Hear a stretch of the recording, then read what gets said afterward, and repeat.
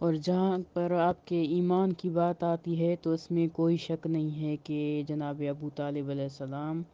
رسول اللہ صلی اللہ علیہ وآلہ وسلم کے سرپرست اور دشوار ترین ایام میں آپ کے حامی تھے، لیکن آپ کا ایمان لانا اور نہ لانا شیعہ اہل سنت کے درمیان مورد بحث رہا ہے۔ شیعہ نے اثنا عشری ابو طالب کے ایمان لانے اور اسلام قبول کرنے پر یقین کامل رکھتے ہیں۔ اس کی یہ دلیل ہے کہ اگر ان کو جو ہے جناب ابو طالب کا ایمان نہ ہوتا تو وہ رسول کی مدد کیوں کرتے؟ وہ جانتے تھے کہ یہ حق پر ہیں، تو وہی انسان مدد کر سکتا ہے کسی کی جو اس سے اس بات پر متفق ہو، اس کا اتفاق ہو، تبھی جا کے کوئی کسی کے ساتھ مدد کرتا ہے۔ تو یہاں پر یہی دیکھا جائے کہ جناب ابو طالب علیہ السلام کا ایمان اتنا زیادہ ہے کہ رسول اللہ صلی اللہ علیہ وآلہ وسلم کی اپنے بیٹوں سے زیادہ بڑھ کر انہوں نے حمایت کی ہے، ہر حوالے سے ان کا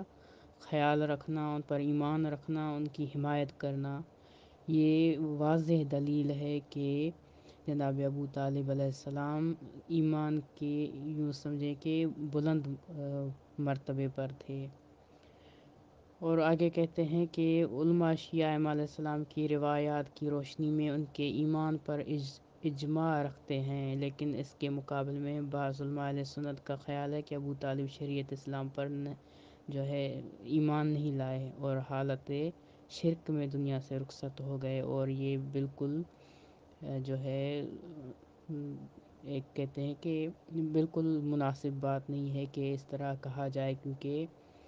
ایمان کے ساتھ ہی ہوتا ہے۔ جیسا کہ عام لوگوں کو دیکھا جائے وہ بھی اس چیز پر متفق ہوتے ہیں، آپس میں ان کی بات آپس میں ملتی ہے کہ وہ جب ہم مزاج ہوں، ہم کیا کہتے ہیں کہ ایک ان کا ایمان ہو، ایک چیز پر متفق ہو، تبھی جا کے